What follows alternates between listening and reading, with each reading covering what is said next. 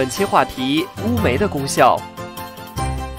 黄世静，中国中医科学院广安门医院中医老年病科主任医师。第一个是水果作用呢，它具有了就是说生津止渴了，这是最常见的。望梅止渴就是指的乌梅，它具有了就收敛作用，对于干咳呀、慢性咳嗽这种呢，它就是说非常好。便溏、大便稀溏、就是说久泻不止这种，我们通常加点乌梅就能够达到止泻的作用。